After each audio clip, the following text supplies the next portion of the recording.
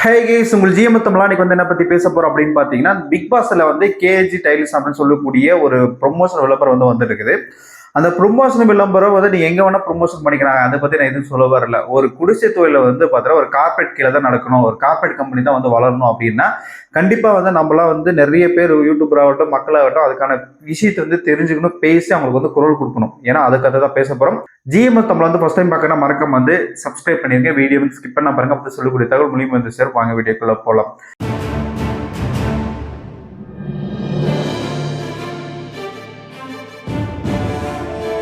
இப்ப என்னன்னா பிக் பாஸ்ல பொறுத்த வரைக்கும் வந்து நிறைய கண்டெஸ்ட் வந்து கலந்துப்பாங்க. கிட்டத்தட்ட வந்து 8 சீசன் நடக்குது. மிகப்பெரிய ஒரு நிறுவனம் வந்து பார்த்தீங்கன்னா அதில் வந்து பங்கேற்று வந்து ஒளிபரப்படுது. அது அளவுக்கு மிகப்பெரிய ஒரு பிரபலமான ஒரு டிவி ஷோவில் வந்து நீ வந்து ப்ரொமோஷன் கொடுக்குறீங்கன்னா ஏகப்பட்ட லட்சம் வந்து கொடுத்து ப்ரொமோஷன் பண்ணுங்க, மக்கள்கிட்ட வந்து ரீச் பண்றீங்க. அது வந்து உங்களோட தனிப்பட்ட விஷயம். இதெல்லாம் என்ன பிரச்சனை அப்படின்னு கேட்டீங்கன்னா அதெல்லாம் நம்ம விட்டுரு. கேஏஜி சொல்லக்கூடிய அந்த டைல்ஸ் வந்து பார்த்தீங்கன்னா ஒரிஜினலாகவும் அந்த குடிசை தொழில பாரம்பரியமா கிட்டத்தட்ட வந்து ஒரு 100 வருடங்களுக்கு மேற்பட்ட செய்யக்கூடிய தொழில் வந்து சரியில்லை அப்படின்ற மாதிரியும் வந்து பார்த்தீங்கன்னா விளம்பரப்படுத்தி அது குவாலிட்டி சரியில்லை, தரம் சரியில்லை அப்படின்ற மாதிரி இழிவுபடுத்தி பேசுற மாதிரி இந்த விஷயத்த வந்து பேசியிருக்கிறாங்க. கண்டிப்பா வந்து கண்டிக்கத்தக்க விஷயம். குடிசை தொழில வந்து கிட்டத்தட்ட வந்து ஒரு 1000 குடும்பங்களுக்கு மேற்பட்ட வந்து பார்த்தீங்கன்னா டைரக்டா வந்து பணியாற்றி இருக்காங்க.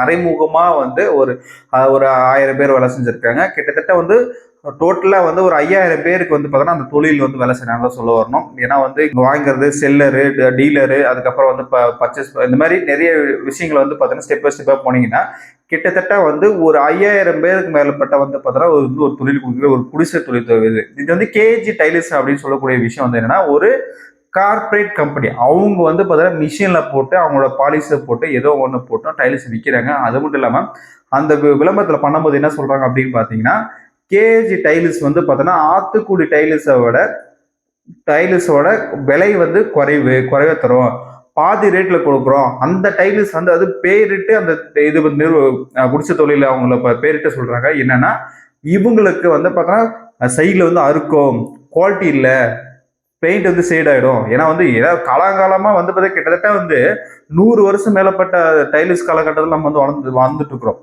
அவங்க டைல்ஸ் பயன்படுத்த வந்துட்டு இருக்காங்க. அவங்களே வந்து பார்த்தீங்கன்னா இது வரைக்கும் அந்த மாதிரி கம்ப்ளைண்ட் கொடுக்கறது இல்லை.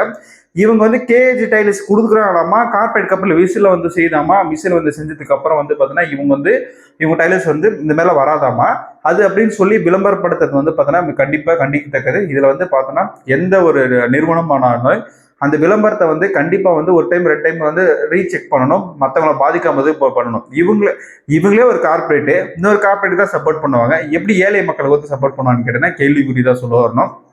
அதனால வந்து விஜய் சேதுபதி, தீபக், அதுக்கப்புறம் வந்து ஒளிபரப்பு பண்ண விஜய் டிவி இவங்களுக்கு 3 பேர்த்து மேலே பார்த்தீங்கன்னா குடிசை தொழிலிருந்து வந்து மக்கள் வந்து பார்த்தீங்கன்னா ஒரு டிஎஸ்பி கிட்ட வந்து காரைக்குடி டிஎஸ்பி கிட்ட வந்து பார்த்தீங்கன்னா மனு கொடுத்துருக்காங்க. அந்த மனு வந்து விசாரிக்கணும், கண்டிப்பாக வந்து அதுக்கான நடவடிக்கை எடுக்கணும் அப்படின்னு வந்து கேட்டிருக்காங்க. இவங்க என்ன கேட்குறாங்கன்னா, நாங்கள் செய்யறதுல என்ன தவறு என்ன குற்றன்றது வந்து பார்த்தீங்கன்னா மக்கள் கடிப்பாங்க, மக்கள் சொல்லுவாங்க. நீ வந்து ப்ரொமோஷன் பண்ணி நீங்கள் வந்து உங்களோட பிராண்டை வந்து வெளிப்படுத்தணும் அப்படின்னு சொல்றதுக்காக குடிசை தொழில் வந்து பார்த்தோன்னா இழிவுபடுத்தி அந்த இடத்துல பேசி நீங்க வந்து பிராண்ட் வந்து இது பண்றீங்க. இது வந்து கண்டிப்பா வந்து கண்டிக்கத்தக்கது அப்படின்ற விஷயத்த வந்து சொல்லிக்கிறாங்க. இந்த விஷயத்த வந்து கண்டிப்பா வந்து அவங்க வந்து மன்னிப்பு கேட்கலாம் அப்படின்னா சிஎம் கிட்ட எடுத்துட்டு போவாங்க. சிஎம் கிட்ட வந்து பதில் கிடைக்கலன்னா அதுக்கப்புறம் வந்து சென்ட்ரல் கவர்மெண்ட்ல மினிஸ்டர் கிட்ட போவாங்க. மினிஸ்டர் கிட்ட அந்த விஷயத்த தகவல் வந்து போகலன்னா பிஎம் கிட்ட பிரதமர் கிட்ட போவாங்க அப்படின்னு சொல்லிட்டு அவங்க வந்து டைரக்டா வந்து கோரிக்கை வச்சிருக்காங்க. கண்டிப்பா வந்து ஏன்னா குடிசை தொழிலுக்காக நம்ம வந்து குரல் கொடுத்து பேசியே ஆகணுங்க. யாரா இருந்தாலும் சரி, நானா இருந்தாலும் சரி, நீனா இருந்தாலும் சரி. கார்பரேட் கம்பெனில வந்து எல்லா பக்கமும் கார்பரேட் கம்பெனின்னு போனீங்கன்னா ஒரு காலகட்டத்தில் வந்து நம்ம வந்து அவங்க சொல்றத ரேட்டு அவங்க சொல்றத நிர்ணயிக்கும். ஏன்னா வந்து அவங்களோட எண்ணம் என்னன்னா ஸ்டார்டிங் ஸ்டேஜில் வந்து மிஷினை போட்டு 4 பேர் வேலைக்கு வச்சு ஒரு 20 ஆள் வேலை செய்யற இடத்துல வந்து ஒரு 2 ஆள் வேலை வச்சு வேலை செஞ்சுட்டு போயிடுவாங்க. 2 ஆளுக்கு 18 ஆள் கூலி போயிடுது. அதுக்கப்புறம் வந்து பார்த்தோன்னா இவங்க என்ன பண்ணுவாங்கன்னா ஒரு காலகட்டத்தில் குடிசை தொழிலே எல்லாம் முழுசா வந்து அழிச்சிட்டான்னு வச்சுக்கோங்களேன். அதுக்கப்புறம் என்ன பண்ணுவாங்க, இவங்க சொல்றதா ரேட்டு, இவங்க செய்யறதா செயல் அப்படின்ற நோக்கில் போயிட்டு இருக்குது. மற்ற டிபார்ட்மெண்ட்ல சொல்றேன்.